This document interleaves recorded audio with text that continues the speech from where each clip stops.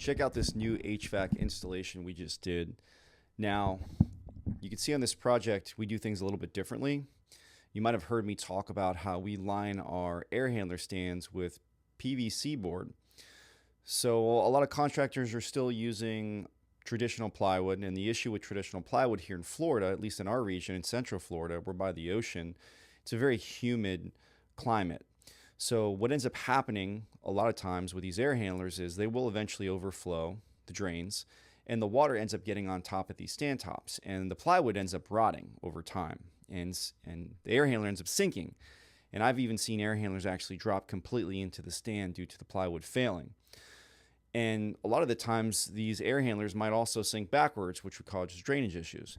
And I think a solution to this that a lot of contractors have been doing is those metal coffin boxes. But in our area, we're by the beach, we're by the river, there's a lot of salt in the air.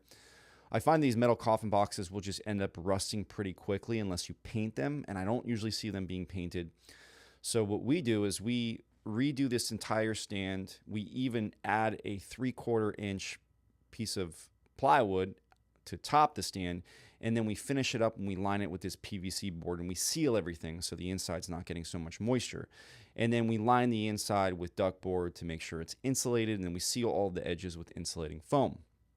So a lot of times these return boxes are undersized, and this will cause restrictions. This will cause increase in static pressure. So here's an actual stand that we ripped completely out. It was a gas furnace prior, and the stand was way too low. It did not allow enough CFM's airflow to run through the system, so it would have been restricted. So we had to remove the entire stand, and we ended up re-insulated it. We added more structure with 2x4s. We installed a piece of 3/4 inch plywood, and then we lined everything with PVC board, and then we sealed all of the edges so we wouldn't get that moisture from the garage into that unit. You also see this drain line looks a lot larger than what you typically see with drain lines. You'll see 3/4 inch drain lines is typically what is industry standard. Now in this home, she had that drain line running under the home for about 60 foot, and it's standing water at the underneath that drain line, and it would continuously clog when it was in the summer. So she wanted a solution where this would never clog. So one of our technicians offered her an enlarged drain line to a 1.25 inch drain line, and we ended up running that out the exterior wall of her garage. We ended up drilling a hole, and her drain line has not clogged in 2 years. So that was a solution where she said she did not want it to clog again.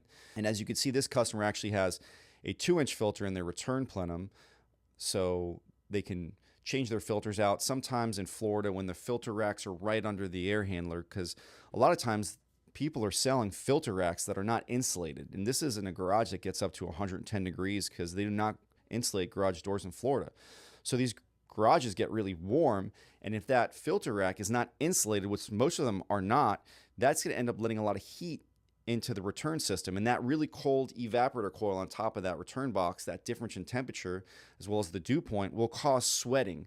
And then those unpainted filter racks end up getting a lot of rust, corrosion.